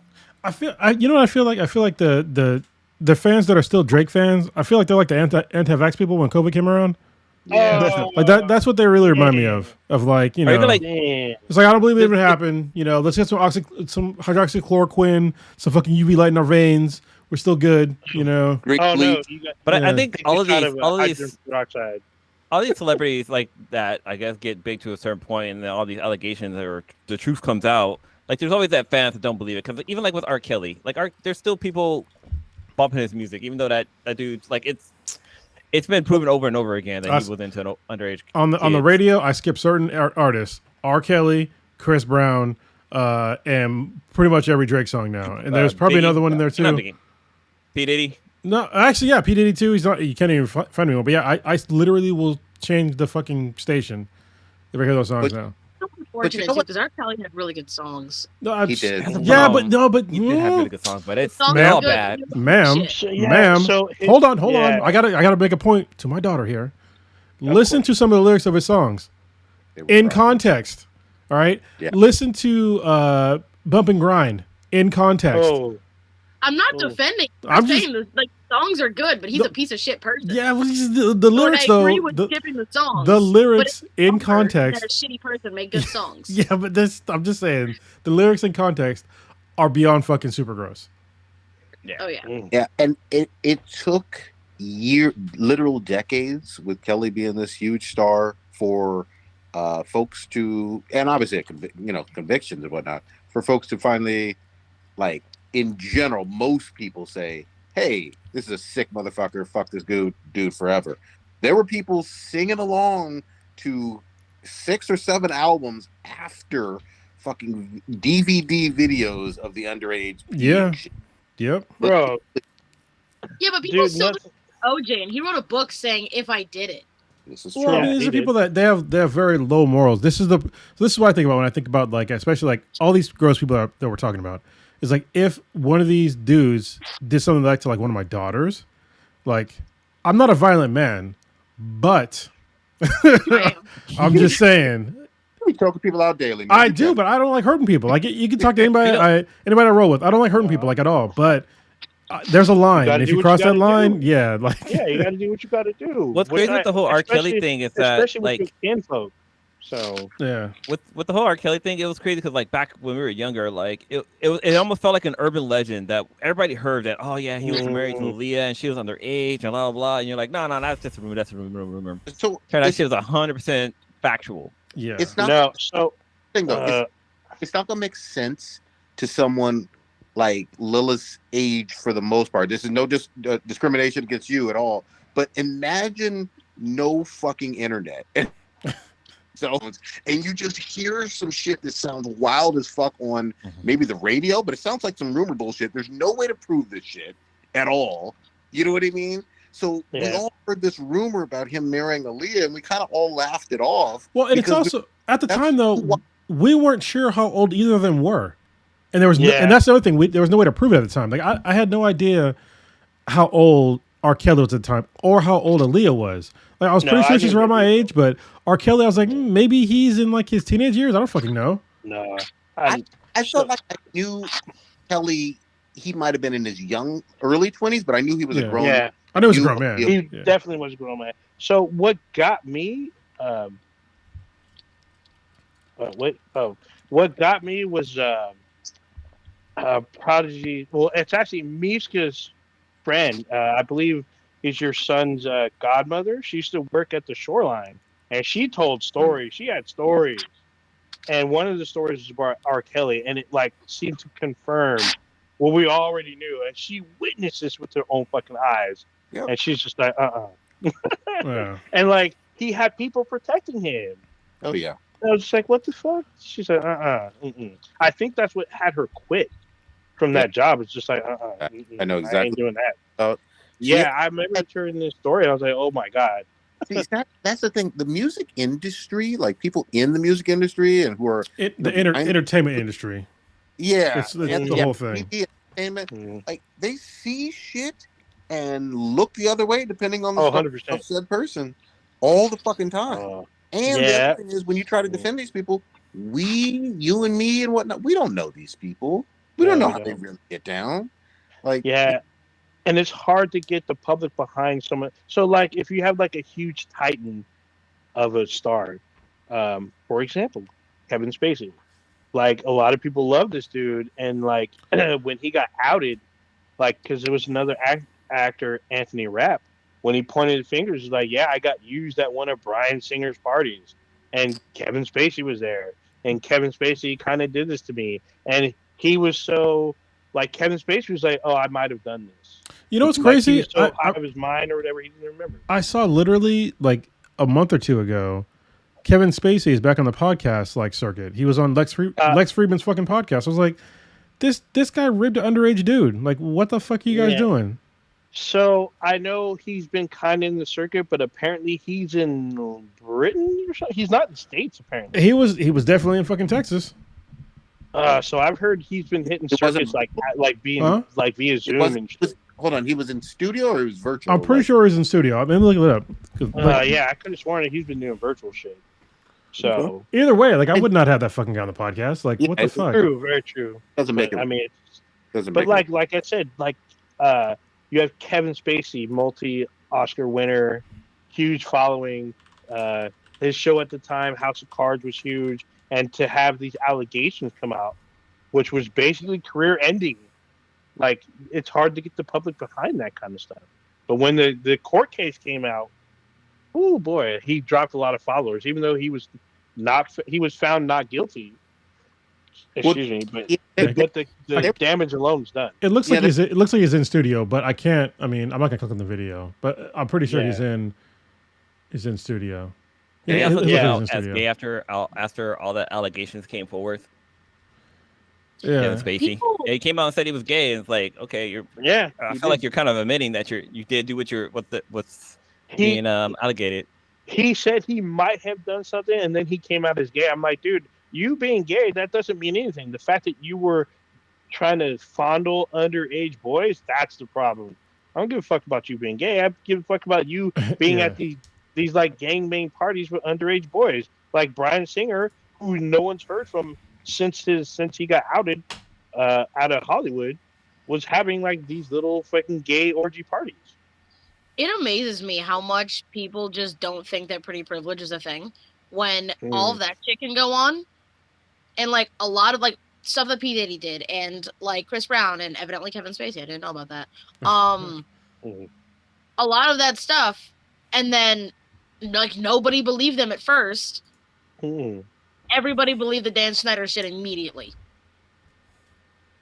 Well, I'm not sure if it's pretty because P Diddy's ugly than a motherfucker, to be honest. But I think it just comes down to money and power. That's what it. Yeah, what it I think- comes down to. Snyder had a Could Dan lot of power, Snyder- but everybody immediately believed that he was doing all that stuff. The Yeah. second that they, brought up even the slightest mention, they're like, "Oh yeah, I would totally believe that Dan Snyder did that." When, other people who are more conventionally attractive have gotten away with way worse. But since he's not conventionally attractive, I'm not saying that anything they did was right. He's a piece of shit. But a lot of people got away with a lot worse because they were not necessarily specifically because they were more conventionally attractive, but that definitely had a role to play, and people just don't believe that. Well, I think there's like I believe what you're saying, but I think there's like a weight, right? So yes, there's pretty privilege, but there's also like the money privilege. And if you tell me that Harvey Weinstein is fine as fuck, I'm going to call you a liar. So Harvey Weinstein had a lot of money, and so did Bill Cosby. He had a lot of money. I wouldn't say that guy was traditionally any sorts of attractive. And a bunch of other people that that did some really gross things, but they had a lot of money and a lot of power. So yeah, and usually like the ones that have like what you would consider to say pretty privilege, they get abused by people that have money and power more often than not. Like a lot of these women that were in Hollywood that were fine as fuck got abused by some fucking trolls, like some troll looking dudes. Because they have money and power. Like, oh, you want this role? You want some millions of dollars? Okay, well, come do this behind wherever. There are also some. It also goes the other way. Chris Brown. Like, look at Chris Brown. He confirmed. Like, there was a shit ton of proof of the stuff that he did to Rihanna, to other people. But yet he's still selling out shows. Yeah, that's another guy. I don't listen to his shit at all. Like, yeah, another guy. I don't know if y'all remember Armie Hammer. Yeah, y'all remember that dude? Yeah. Because he was like talking about no. There's an actual person's name. Yeah, his name is. He's Armie Hammer. He's an actor. He was like a huge actor. He was like the up and coming action star. And then like a bunch of women were coming out saying that he was just doing like they had his teeth marks on their body because he was I remember that biting on them. He was like he cut the flesh off of some chick. Like they're saying they called him a cannibal. Yeah, he allegedly ate her like skin or flesh, but he's not around because he was under investigation. I think he might be still waiting on a court date, maybe. But he's not around because he did some shit. The one that really fucked me up in terms of, maybe to your point, Lilith, because I would assume that this guy in his heyday was seen as an attractive movie star or whatever, but James Franco was big time he was in the Spider-Man movies, he was in Pineapple Express, The Interview. He was a household A-lister name and doing a whole bunch of, especially Seth Rogen type movies and comedies and shit. When that shit came out about basically him having some kind of sex up, like, come be an actress or learn acting skills while he was a teacher at a college and he used them to have like sex with them and or orgies. Yeah. Wait a minute. Wasn't that a plot of one of the movies he was in? It could have been. Well, it could have been. But he did that. Hashtag method actor. I'm just saying. Yeah. So that's why you don't see James Franco in a lot of shit is because he had to face trial about these allegations for multiple women about grooming and him having. So one, as a teacher, you're not supposed to have sex with your students, and he did apparently a few of them. So yeah, I think it, but I don't want to make it sound like he was teaching at NYU or something like that. I think it was one of those shady things of like you could be an actress too if you just he taught at an actual college. God, the more I am slowly realizing I don't know shit about I'll give you the college name. Hang on. I thought it was some shady fly-by-night bullshit too. No, he literally had. So he was like an associate, not an actual like professor. He was like an associate. So basically, when I went to college, the art of we had people that were in the industry come and teach a class. They would be part of the curriculum, but they were not a full-on a tenured professor. Yeah. I don't know anything about the entertainment industry. You don't want to. I don't know anything about James Franco. Yeah. I mean, I mean, you're on a podcast, so this is entertainment to somebody. Yeah. Somebody, just one person. I'm just saying. I would who would have the first scandal on the podcast, right? Mm-hmm. Junk Blue does a lot. Of shit. All right, let's Yeah, can we should segue switch away from Get some games on. hold on, just before we get to the games, have y'all heard Real of the quick thing. sir? Did I mention on the I was literally in the middle of what I was saying. What the fuck, man? I'm gonna jump back to the Bill Cosby thing. Did you Okay, guys see Eddie let's do Murphy's that. monologue? Well, just one quick. Eddie Murphy did a monologue on SNL where he talked about how, like, if you'd have told him back in the '80s that Eddie Murphy would be a family man and Bill Cosby will be in prison, he would have punched you in the face. Yeah. That's literally what's going on right now, or something like that. Yeah. I mean, Bill Cosby basically tried to bury, Eddie Murphy. Eddie Murphy, like before his career Tried to really kill his started career, because he cursed too much. Meanwhile, this dude was Shit. raping chicks on Quaaludes, so you know. Mhm. Yeah. So You are partially right. Roger, you called out he was teaching at NYU. It was NYU's School of the Arts because he taught a third-year graduate class there. Okay. Wow. All right, cuz. All right.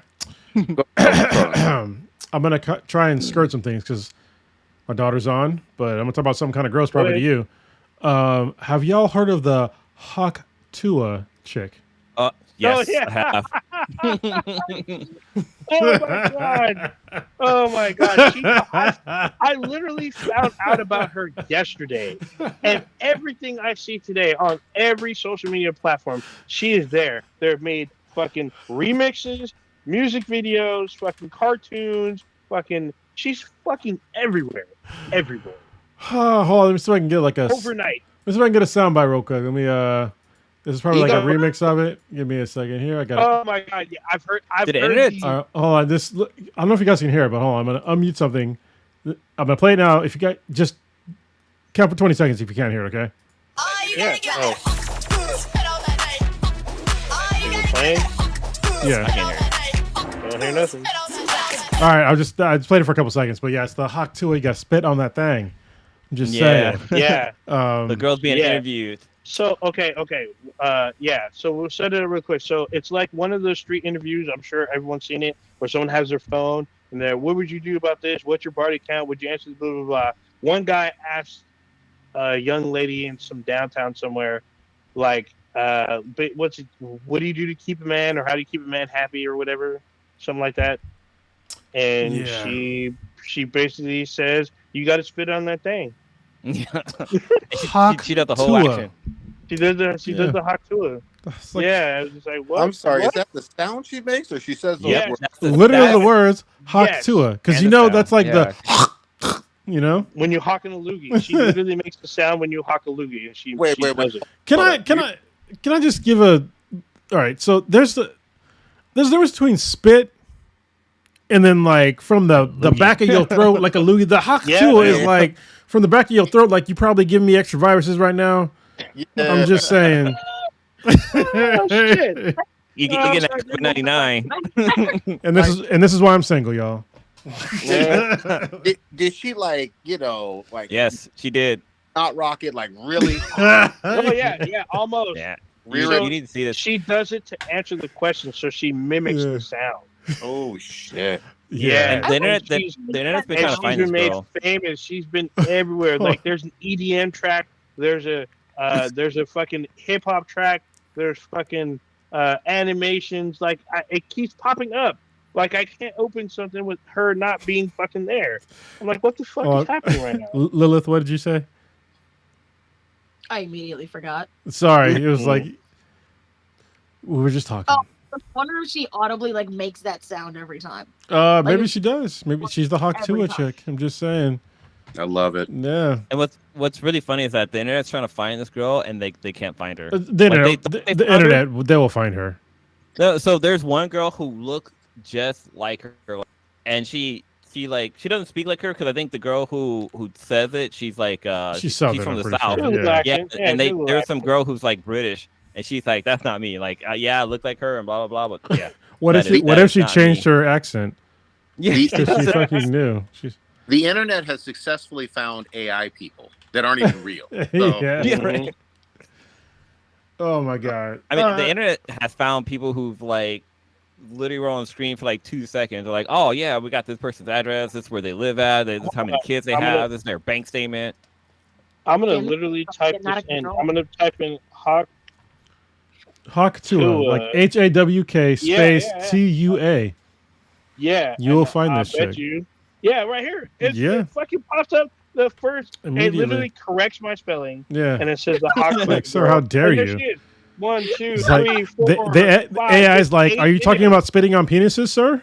Oh my god! From the back of your So- throat?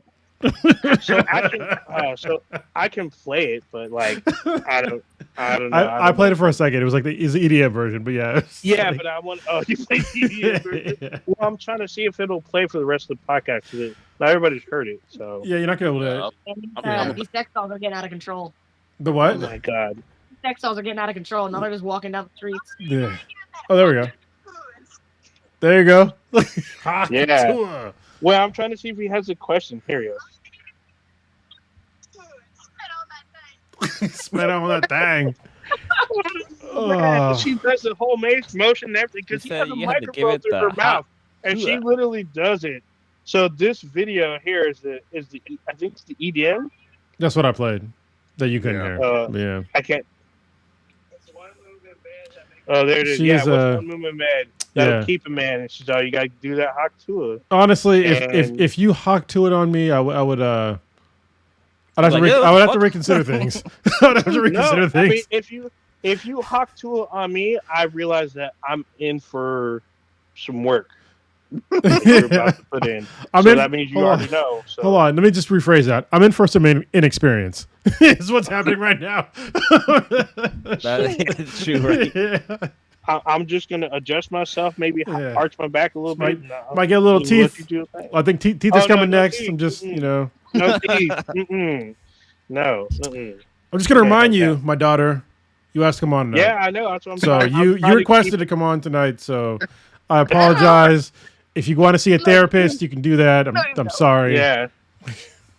Sorry, I'm trying to this keep podcast this doesn't offer PG-13. any kind of health benefits, so you're in a. We You're in do your own not. Yeah, lane. I'm trying to keep Yeah. this as PG-13 as I possibly can. There's no I'm HSA. doing my best. I'm doing my best. video I game. mean, the way she You press, said it was PG. Wait, hold on. Prodigy, where are you going? video games are fun, and you press buttons, and we should talk. Yeah. They are. Yeah, let's Okay, talk about okay, them. okay, Yeah. okay. We're talking about different kind of buttons. Plethora of games that would 100% go in this subject. You want to talk about God of War, the original ones? We had to like do the combinations to do the. Oh, so do she wouldn't get that. Prodigy No, does. no, Prodigy knows what I'm no. talking about. My daughter doesn't. No, though. wait a minute. I knew it. Now I know it. No. We don't need to do that. All I Even know, the last two games were missing that the Hawktua. my that they God. were. That they were. And you know what's funny is that He did have a Pro- kid with him. Prodigy, if you go back in the day, I think you actually made a comment about if they don't have this in the game, I'm gonna be mad. And it was never I talked did. about again. I did, because here's the thing. This was prior to 2018's incredible God of War. That's what I knew Kratos as being, Spartan, busting them nuts. But I didn't realize that Kratos was going to be, dozens, hundreds. He's a demigod. We don't even know how much older he fucking is. Yeah. But he's a different person in these games. They went a totally different direction, and it fucking worked. It did. But Holy yeah, shit. It doesn't matter. What's I up? just realized, like, Prodigy. Well, hold on. He could've, like, Oh, I'm sorry. Go ahead. Look, say it I again. said he's famous, right? So age doesn't matter. Yeah, I guess. Yeah. I don't know. But Plus, Kratos had a son with him, so I mean, he could have took him to the strip club, like Kratos. hey, look. Kratos. Like, I have no Kratos, sons. sorry. Kratos. I have no sons, sir. Kratos. Kratos had a son with him, so he could have took him to the strip club and watched a thigh drop it down. You gotta watch that hot too. I'm just saying at the club. Yeah. Oh my god. I came back. Greek mythology. Oh my god. Wait, say it again.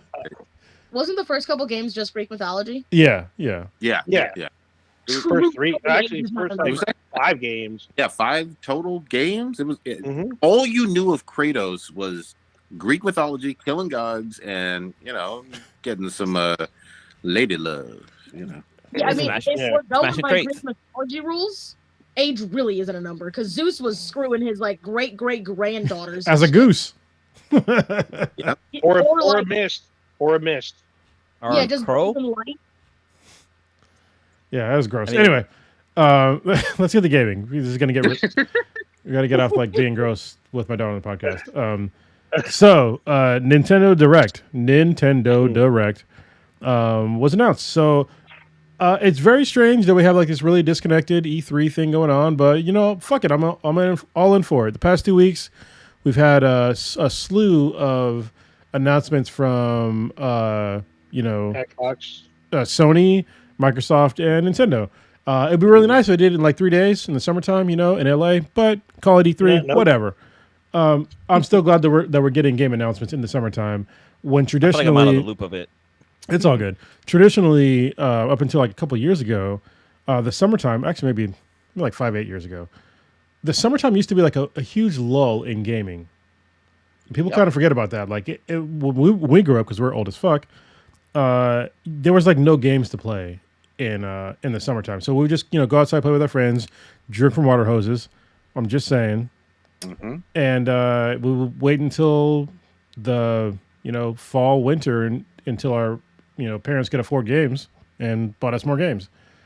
That's changed. We're getting games all year round, but this latest like E3 mashup, not E3 thing, has been great. Nintendo Direct announced a whole bunch of games for the Switch, but there was one thing that was missing from Nintendo is that they did not announce the Switch 2.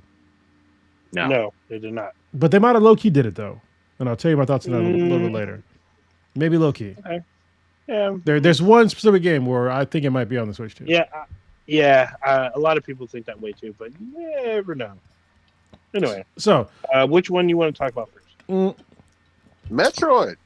Yeah, I mean, that's the one. That's the cat of the bag. All right, cat of the bag. Metroid 4 finally got announced. I've been waiting for another Metroid Prime for, it feels like 10 fucking years, to be honest with you. It's been longer. Been longer? Okay, Yeah. so I don't... So I guess the last, what was it? The one that everyone hated that was on the Wii was like 07 or some shit. Oh, yeah, another M. Yeah. The one we don't... There it is. Yeah, the one everyone hates. That was like 2007. And then Metroid Prime 4 got announced 8 years ago at E3, and no one saw shit of it since literally 2 days ago. Was it really 8 years ago? It's been literally 8 years. No, 2017. Was that 8 years? I mean, that's close enough. Yeah. That's pretty close. Yeah. All right. Yeah. I'll allow it. I'll say this, though. Metroid is a fantastic fucking franchise. Traditionally, dating back all the way to the NES days and shit, and through Game Boys and all of that. I love this franchise, but god damn, I don't understand how you can pump out a Mario game every fucking week or every other day. Yeah. It takes 8 years to do a fucking sound. Honestly, I think in this environment, though, it's kind of iffy. I'm already waiting for the backlash of saying that Metroid's gone woke when they realize that Samus Aran is a fucking woman. Oh yeah. So 100%. even though she's always been a woman since the first goddamn game. the NES game. You know what? Like You're the best you're playing right. Smash. Yeah. I could hear those critiques being loud and wrong and so fucking stupid. But you're right. You're going to hear that. Yeah, you're gonna hear it because people are fucking dumb. I mean, they get mad over stupid shit that's historically accurate, and they're either too young or just too dumb. It's just they're Drake fans. All right, they're fucking Drake fans. Yeah, all right? they're female Drizzy fans. I'm gonna take you back though. I remember when it was either on the PS3 or PS4 era when Wolfenstein came back. Yeah, and some were literally complaining. Do you have to kill this many Nazis? Why yes. is it so cool? Really? and Yeah, we but were. the whole game is about Nazis. What the fuck? It's Wolfenstein. What? Yeah, I've never heard those complaints because I remember that was the whole selling point for a lot of us. Yeah, if That is- Like if you could just shoot Nazis in this. if Wolfenstein didn't have killing Nazis, I'm not playing fucking Wolfenstein. Yeah. Yeah, Like for real. that's like playing Doom and you can't kill fucking demons. Yes. Yeah, you're like. That complains about Nazis being killed Yes. Yeah, I more guess.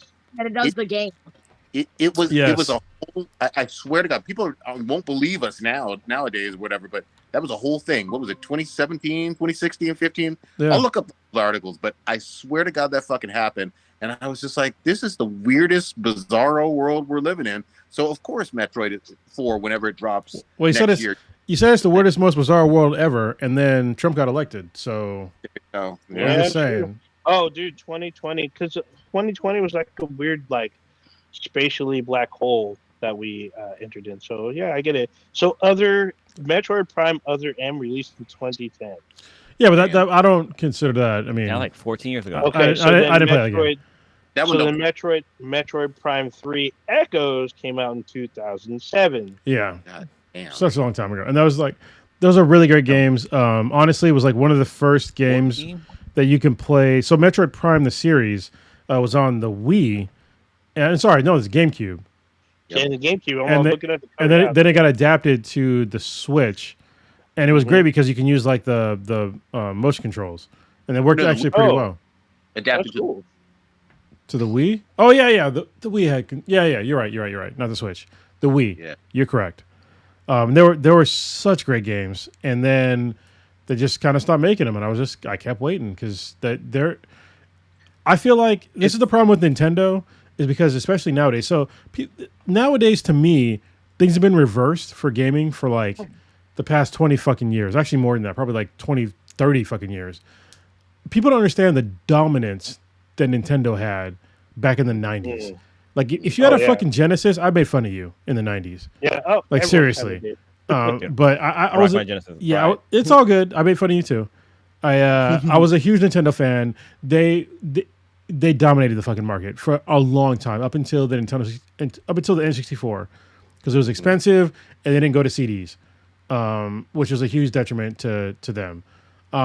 But they still sell a ton of units, just not as much as, or they're not as popular. PlayStation. Well, this is the kind of weird thing. So, like when you talk about like numbers, the Wii, Yeah. that won that generation. It did. Oh yeah. They sold the 100%. most units. Correct. But then when you get to like then they had the Wii U, which didn't sell hardly anything, Yeah. and then you had now we have the Switch, which is doing really well, but it's not pulling, PS4, PS5 numbers, but it's still doing really well. Yeah. It's still better than the mean- Xbox. Yeah, for Okay. certain, you're right. But the other thing I want to say too is that the reason you guys keep mentioning, Switch 2, Switch 2, Switch 2 is because even when the Switch dropped, it was, underpowered a little bit for its time. Yeah. But now that we're in the current generation, it's like It's significant. Yeah, it's significant. Let's be real. it's So it's basically like it's less than my fucking cell phone, like the graphical Exactly. content. So yeah, let's be real. It's So just super weird. So I'm looking at the Nintendo store. So basically, it's the store where you can download a lot of the past games digitally to your Switch. And Metroid Prime, the first one, is on here. I don't see Echoes, and I don't see Corruption. yeah, it basically, Metroid 4, I'm hoping it's on the level of a rebirth, basically, for this franchise, kind of like 2016 Doom did, or when they did the Resident Evil 2 remake or whatever, and it really helped the Resident Evil franchise after some down years or whatever. This should be a Samus coming out party where everybody's fucking excited about this franchise again because it's one of the best fucking franchises. I'm Wait, gonna say, oh, sorry. Did you just say Samus is gay? Because that's gonna anger some people. I thought we already You knew said that. she was coming out. I'm just saying. Yeah, Oh, lesbian, space lesbian. I thought she fucked Metroids. I'm just saying. That's the That's the with thing, all right? the tentacles. You Maybe. always have that hot to it, you know. All right. Oh, man. Yeah. I might change the name of the podcast. I'm just saying. No, I thought the name of the podcast is the death of Drake or death of Aubrey Graham. What did he say? It can be called Hatu on that Drake. Oh, the Drake grave or something like that. Emancipation of Aubrey. Yeah, that's what it's gonna be called. I was just kidding. It's not gonna be Hawktula. That would be hilarious if it was too. Yeah. Oh, dude, I'm trying to see where if the other Metroid games are on the Switch. I know Prime is. Dude, Prime is $40 on the Switch. God damn, that's like a 20-year-old game. Yeah, That's Nintendo though. This is how Nintendo wins because they don't. Their sales are like not really fucking sales. Like there's no what is the there's no Game Pass. There's no know PlayStation Plus. Yeah. This Nintendo, you pay us full price. Yeah, pretty much. So it's on sale. It's on sale for $5 off. What did you say, Lilith? Their minor games are like super cheap though. They're minor games. Oh yeah, but I mean they're not free or paid for, I guess. No. Yeah, I never owned a Nintendo, so You never owned it. What? Look at this dude. Look at this dude. I told that story. This dude is this fucking sad life, drinking his sad drink. We're talking It's fucking terrible. So, Dude, go ahead. so we got Metroid 4. I'm sure wasn't there another Mario and Luigi game? Yeah, Isn't there another Mario Party? Yes, there's a Mario Party with a 20-player mode. Like 20 players online in one board. Like, what the fuck? Oh, actually, it's not a board. It's like Has there this even that weird many characters? competition. Yes, there is. They actually show the screen with fucking 20 characters on the board. Or actually, it's like a. I guess they call it like a triathlon, but it's not. They call it something else. It's like a Mario athlon or some shit. Party Jamboree. Yeah, that's the latest one. It's out in October. But I guess you can use your Wii character or whatever in the game. Yeah, I have Mario Party All Stars, and you can use a Mii character, and you can shoot them up and stuff and use them. At least in Mario Kart. I don't know about Mario Party, but yeah, I'm looking for this other because there's a game where it's a co-op Mario and Luigi game. I guess it's the second one that will be out later this year or early next year. I'm sorry, just really quickly. This is breaking from Twitter. This concert is the goddamn Avengers Endgame for gangbangers. Holy shit! Yeah, you have to watch it because there's one point where it's just him, and then he fills the stage with like 50 people. Yeah, and like there's blood, Crips. I thought they were Juggalos, but they're not Juggalos. It's like some clown people. I don't know. I'm not from LA. Players, West Coast like rappers, like a ton of people on the stage. Someone had a Doctor Strange portal, man. Like I saw Nip. Yeah. Nipsey Hussle. Somebody's like, Kendrick on your left. That was wild, dude. That concert, like, it was pretty crazy. I wasn't there, but it felt like I was there. I wonder if he brought anybody who won the what's the name? The guy who created the BBL Drizzy, because you know how he said like whoever made the best, Metro Boomy. I wonder if they brought out like the guy whoever won that contest that he had, basically whoever made the best diss track. That'd have been great. I don't know. They brought him out. No, he didn't. I watched the whole thing. That beat went global. Like people in Japan, Mexico, there were mariachis. I mean, talking on a podcast, but like there was rock versions, alternative rock. It was everybody was making a diss track. I have to say, literally, these are the top trending things on Twitter right now. I'm not going to call it the other word because it's not. It's Twitter. First one is Ken and Friends. Then it's Kendrick, also with hashtag the pop out and not like us. Then K Dot. Then OVHO. So yeah, he done won. I love it. You know what's crazy? So OVO is what I guess Drake says. That's like where he's from or some shit like that. No, it's his label. It's his label. It's OVO. It's a label that he started. Oh shit! It's the other option. Yeah, Tyler the Creator was there too. I didn't know that. He was one of the artists. Tyler the Creator is one of the openers. That's why I don't want to say nothing. But yes, he's one of. I think he's the last opener before Kendrick. But Drake says it's an OVO thing, but like OVO thing kind of sounds like Ovaltine, which is a chocolate milk drink, which what kids drink. So gross. And it kind of gave you a well, Richard. The signs were there. The weekend was there too. The Weeknd. Yeah, there was a lot of people there, man. The Weeknd was there. I think Pac even showed up. Who? I said Pac showed up for a little bit. Yeah, that's what people said. Pac and Nipsey Hussle, they were there via hologram. Yeah, I'm just kidding. That didn't happen, but it felt like. Here's the other thing too. Yes, obviously this is right there in K-Dot's hometown and whatnot, and it's in LA and everything. But he could do a global tour right after this, and it would be popping just as much in pretty much every city on the globe. Like, it's a global fucking series of hits. You know what I mean? Like, you could be in Idaho, you could be in fucking Venezuela. You're gonna hear people rocking out to this shit. Yeah. I think it's so good to see, like, you know, West Coast rap getting on top again. Yeah, not that I feel like it fell off, but I feel like mumble rap for like the longest time was like a huge thing, and Yep. I just that's when it started coming up. I kind of just stage left, exit for me. I couldn't listen to rap that much anymore. I went super deep into metal, and I love metal still to this day. But Kendrick Lamar, you know, coming out, and there's J. Cole, he's a good lyricist too.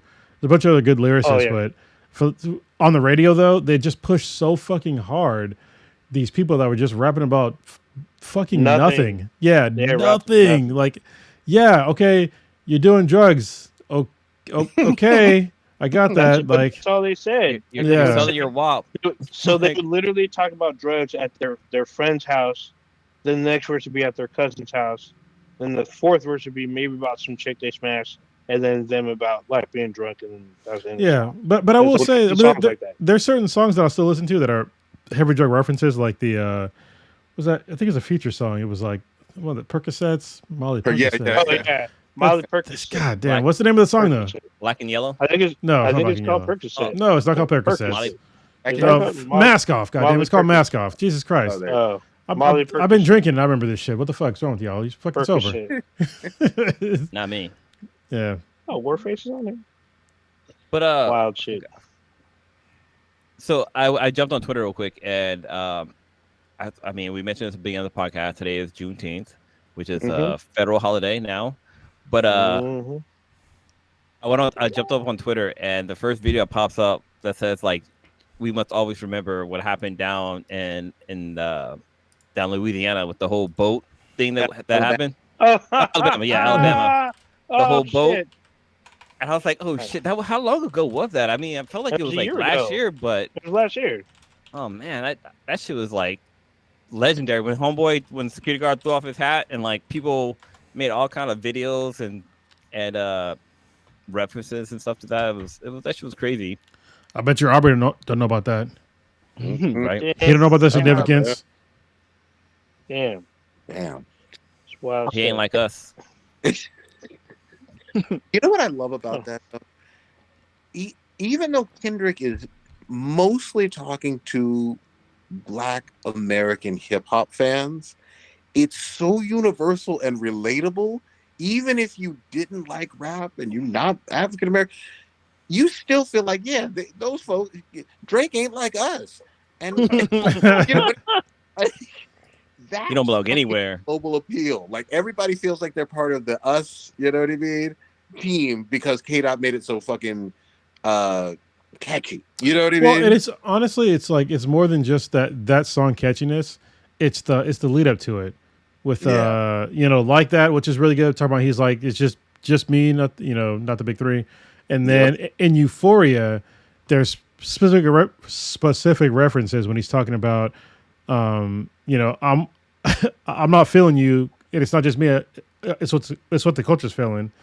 Yeah. And then saying like, I don't want to hear you say the N-word no more. I'm like, bro, like, he's just like dismantling this motherfucker lyrically, and then like, not like us, just like, so I'm gonna do like all this super dope lyricist shit like dismantling you and like having all these deep fucking thoughts on you and how you're a fucking piece of shit. And then not like us, like here's the bop for the rest of the fucking summer, the rest of the year, and just enjoy that shit. It is literally one of the when I was watching again the reactors, they're like, this is gonna be like probably the biggest song of the year, and so far he's not lying. Like it's been everywhere, like literally it's on fucking. I saw a commercial, dude, where some dude was singing. He was singing the one $1 Million Baby, Not Like Us, and BBL Dream. Like he's just sitting there. It's like a weird commercial, and he's singing all three, and like Not Like Us is like playing on like literally commercials, like where people getting paid or on fucking TV and shit, and like what the fuck? It's been on the radio at least. So it's like a 20-minute drive for me to get to work, and I hear it at least once on my way to work. There was literally only one thing that could have made that concert better, and it would have been if Kendrick dropped his verses on BBL Drizzy. Oh, yeah. That was the only way it could have gotten better. That was the only thing, yeah. But I felt like, I guess he didn't have Metro Boomin there. But so DJ Mustard was fucking there. He shows up, and he shows up to when he performs. Like I think the 5th time he performs Not Like Us. Don't get me wrong, the crowd was fucking energized when he played it. They couldn't get enough because not only was it like this Drake thing, but there's a part where Kendrick says, "Hey, West Coast, we're not going to let other rappers disrespect us, are we?" And the crowd just fucking like, no. He's like, "We're not going to let them disrespect our hip hop legends, are we?" Like, holy shit! Yeah. Like the crowd went fucking crazy. Yeah, man. Like super feral. Like holy shit. If you're too young or just haven't really liked the genre and whatnot, people take shit like Tupac serious as fuck. Just in terms of like legacy and everything. And you know, shit. What were we? I was I think a sophomore when All Eyes on Me dropped. He was just out of jail and whatnot. Yeah. That shit was the biggest thing I could ever fucking imagine. When I saw like MTV playing California Love and what was this? It was a big fucking... What was that? Was it CMT? What was that fucking... That one channel that played only music videos like late at night? The Box? Was it The Box? Yeah. Well, yeah, The Box. We had to like pay to like request songs. There was something else too. It wasn't CMT. That's a country music channel. No, that's CMC was what the fuck CMC was what they would show like around like between like 3 and 5. And Chewy from like the KML was the host of it.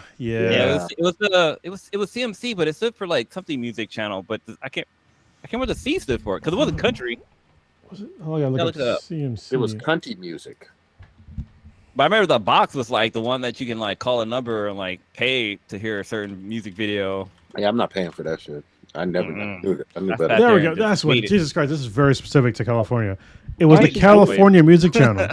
There you go. Yeah. Damn, yeah, I was back in the day with like, you know, analog TV. I don't know why the fucking message. Dude, I met Chewy. Can y'all hear me? Did you really? Yeah, we can hear you. Yeah. He's a cool guy. He's not on KML anymore. They dropped him. California Music Channel. Yeah. Yeah, that's what KM or CMC stood for. It was California Music Channel. And it was like, what? It was like Channel 9 or something like that. Like, it was like some... Just like public access bullshit, you know? But yeah, even like the quality, like the background effects. They had like the Great America music video effects for him. You know what it was? It was basically the equivalent of your junior college having a little radio station or a little fucking public access channel. That was it. Yeah. Well, people tuned in. Oh, yeah, they had E40 videos, man. Come on now. That's all I needed. Anyway, I know Chrono stepped away, but I was gonna say we should probably wrap it. Pretty soon. I'll throw one thing in here while we wait for Chrono to jump in. But I've been listening to this audiobook called "The Flux" by my homeboy Jeremy Robbins. Yeah, Robbins. It's basically about it's a story about a security guard who basically works for this kind of scientist company, and they're working. So if you've been watching 3 Body Problems, so this company, they use a collider, and this guy figure out how to use a collider to discover like 2 different atoms that's called like the God atom and the devil atom, and he's able to control time with this, and so he's causing like this whole entire like sphere of this town to jump back in time. So first they jump back like 20 years, and like security guard, like he actually meets his dad again who passed away, but then they jump like 200 years and they keep jumping back like crazy amount of time, so they go back into the very, very past. But like just the story long, and the voice actor who does the work is really good. It's for sci-fi, it's really good. I highly recommend it. It's just that the whole fact with the whole collider thing that kind of going on, and like the whole 3-body problem, it kind of ties into that. But yeah, I just finished it. It was a really good book. This author created his own multiverse. So like he has Infinite, he has the Others, he has the NPC, he has all these different books that he's written, and they all kind of tie together. And I just learned recently. Hold on, the guy that wrote 3-Body Problem did NPC? No, for Jeremy Robbins. Oh, okay. The guy who wrote. I was very Infinity. confused. Okay, gotcha. Yeah, you just gotta jump in because the last book I listened to, he talks about like the whole atom collider and all that stuff. Yeah, he's a great writer. Yeah, but yeah, he just added another book to his, I think he's got like 13 books as part of his like multiverse. I've probably listened to about 8 of them so far. But yeah, it's a really good book. I highly recommend it. It's called The Flux. The Flux. Okay. Like the Flux capacitor, which is like a Back to the Future reference, which just kind of ties into the whole time traveling thing. Love it. I'm still finishing up 3-Body Problem, and I do enjoy it. And so I know I'm slow on it. Did you watch episode 5 yet? With the boat. With the ship. It's just like people get. Yes, I did see that. Yeah. That was good. I was like, bruh. It's funny. I was watching 3-Body Problems on the plane to Seattle, and the actor who plays the guy from Doctor Strange, the Asian guy. What's his name? I can't remember his name. But yeah. He's been in a bunch of stuff. I was already watching 3-Body Problems, and the guy that was sitting next to me was watching Doctor Strange. Yeah, and like both of us on the same time, like the actor was on both our screens, and I looked at the guy and I tapped him on the shoulder. It's like, hey, look who's on my screen or whatever. But yeah, I mean, I'm glad that guy's getting more gigs because he's a pretty cool actor. He was really good in he played Genghis Khan in a show, so I watched that. I think it was Marco Polo. Yeah, Marco Polo. Yeah. Kronos, I was saying, let's. I know we went deep on some other stuff, but I was gonna say, can we start wrapping it? Yeah, we can. Yeah. Can we? Hakutua. Old Ninja, what you got popping this week? God damn it! Can you hear us, Old Ninja? Can you hear us? I like how you're like using hand signals, but that's disrespectful. I know ASL a little bit, so you said nothing, just gibberish. I'm trying to get his attention. Can you hear us? He can't hear us. You can see that. Yeah. I guess someone else has to do the outro. Well, I don't know. Yeah. I don't know why he can't hear us. That's fucking weird. He can't see us either, though. We could just stare at him. Yeah. I think got those headphones. Should have been working right for him. I guess not. He can't even see our lips moving. Let me, Right. Blue, what you got popping? Let's see. The Alameda County Fair is in town, so the Sweetness and I and our little guy might go out to check that out. Last week for Father's Day, we went to the San Francisco Zoo, which I forgot we went before with him, but he actually had a really good time. He wanted to see the elephants, and I was like, all right, let's go find the elephants, and apparently they don't have elephants there. I was like, what the fuck? How do you have a zoo with no elephants? But they did have a rhino, which was pretty fucking dope. Tell him that's an elephant. That's what you gotta do. I mean, they're gray, they're pretty big, whatever. Yeah. But it was really cool because every time we went to go see an animal, like the animals started to like come out of their enclosure, not their enclosure, because that'd be a really bad thing. But they come out from like their hiding spots, or whatever. So we got to see a lot of cool animals. But yeah, this weekend, we're gonna hit up the Alameda Fair. I did finish watching 3-Body Problem, which is really good. I'm gonna start listening to the audiobook for it because I just need more because it leaves you off on a cliffhanger. And I like the whole metaphor how the aliens said like, oh, us humans are bugs, but it's like you can't kill bugs. Like you could try, you'll kill a few of them, but like they'll still outnumber you. Like probably like 1,000, 1,000,000 to 1 or something like that. But I really like that metaphor. But other than that, I had a really good time in Seattle. Tried some good drinks out there. Had a good time. But yeah, just kind of back to the normal grind for me. I still got to catch up with Boys, which just dropped this week. Yeah, we missed a bunch of stuff. Other stuff, yeah. Sorry, We'll get to next week. Kendrick rules all. Yeah, K. Dot. Kronos, what you got popping this week? So I had like a lifestyle change over the past week. So I'm living alone now, which is kind of weird. Even though my daughter's here, my youngest daughter's here right now, which I'll have her for a while. We're doing like some joint stuff. Somebody asked so apparently Spotify has like a comments and our polls. And somebody asked in a poll, which is like sort of weird. Not sort of weird, but they asked in a poll like if me and Kay divorced. So no, we didn't divorce, but also we were never married. So did we break up? Yes. So yeah, and it sucks. But I'll get through it. I want to talk about what happened like over the past like week because a lot of cool shit happened. I will say congratulations to Papa Bear. He retired from the Marine Corps, which is great. He's going to focus more time on rescue residents. And as soon as I can get my life back together, I'll be able to offer more of my time to rescue residents. Yes, it's still a thing. And we have collected more vehicles. We have another ambulance. We have an actual fucking bus and a few other things. I met some other folks from the board over the weekend and got really fucking drunk on Saturday. So I got to meet another Marine. We became friends. No. Yeah, I met God and I threw up. It was great. But I definitely did throw up that night when I got back to my room. But I was fine. I also want to give a shout out to Lando, who listens to the podcast. He's a local guy. We did jiu-jitsu together at Studio 33.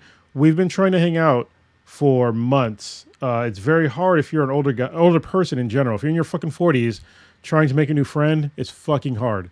All right, yeah. Me and this dude have been trying to hang out for like, I would say a solid at least 4 months. And we finally got to hang out 2 days ago. So at downtown Chula Vista.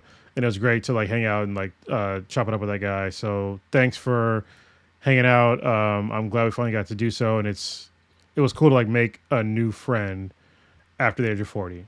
So I look forward to hanging out with you more. And that's all I got for now. All good, man. I know Old Ninja can still not hear us. He can hear us, but we can't hear him. He just talked. His lips are moving. I see you talking, but you ain't saying nothing. Good. You sound like Drake. I finished up. I know nobody else is fucking with it, but I finally finished up Delicious in Dungeon, the great ass fucking anime on Netflix. I do encourage folks to watch it. Wait. What is it? Tomorrow, I'm going to be diving back in probably for the next 2 or 3 months to some Elden Ring. Shadow of the Erd Tree. That one got some fantastic reviews. Yeah. So far, I think it was like the highest rated DLC of all fucking time. I believe. Hopefully that holds. It's better than the Ballad of Gay Tony. In terms of Metacritic, and don't get me wrong, I love the Ballad of Gay Tony. That shit went hard. That was even better than GTA 4 with Nico, my cousin, and all that. But definitely doing that. And then in a couple of weeks, I'm really looking forward to. My eldest son and I and his cousin, we are gonna all three of us go up to LA and go to Anime Expo. Fuck yeah! All right, we're gonna weeb it up and enjoy some time with some teenagers, obviously. So it'll be great. It's like this is what you do with these pillows. I'm just kidding. Definitely don't do that. I do. Exactly. Don't do that. Make sure that do it. I'm definitely going to make sure I'm going to be a responsible adult, and I'm not going to talk about interspecies reviewers at all with these teenage boys. Yes, you are. Get the fuck out of here. Oh, is it? Which cousin are you talking about? Hey. Is it? Oh, I don't know. Well, fuck. Is it Colin? Yeah, exactly. Okay. Yeah. Gotcha. Yeah, that'll be fun. So wait, is he? Are you meeting him in LA, or is he going to come down here? He's going to fly down, and then I'm going to drive up to here. Yeah. Okay. That's what I know because I wanted because he does jujitsu. I want to like roll with him again. So we rolled like last time he was here. Yeah. So once we'll probably get back super late that 4th of July weekend Sunday probably. Okay. So I was gonna say for the anime stuff, you got to be that dirty uncle that introduce the nephews to some adult stuff. Yeah, exactly. Yeah. Have you anime side, not the adult? Have you heard of La Blue Girl? I'm just saying. That was way back in the day. I'm just saying that'll change your fucking life. Exactly. I've never been to Anime Expo, but obviously we all remember the greatness of Fanime and those late night panels. Yes. Oh my God. That fucking the luchador dude that was like the hentai night. Yeah, exactly. Dude, Anime Expo is so tame compared to Fanime. Because I've been to Anime Expo a bunch of times, and yeah, dude, you would. I mean, you might find little things here and there, but you won't find 24 hours a whole section dedicated to hentai. But then again, it might have changed. It's been a couple of years since I've been there, so you never know. I mean, it is Anaheim, which is like Disneyland. So I will find my weeb kinfolk, and if there is hentai to be watched, I'm going to sneak off and make sure I see some of that. Since Old Ninja can't hear us, you've just experienced Blacker Than Black times Infinity. The Blackish Dankish show on the internet. You can check us out on Amazon, and there's no such thing as Stitcher anymore, but Twitch and website Ben Productions /skeet skeet. Skeet. Yeah. / Ben the BTI. There you go. I'm looking up that EDM song immediately after. Dude, it's great. It's like you dirty motherfuckers. Freaky ass ninjas. Yeah. We are out this bitch. God damn it. All right. Peace. Genius of science. Man at last has succeeded in penetrating further and further into the unknown vastness of space. Yet many questions remain unanswered.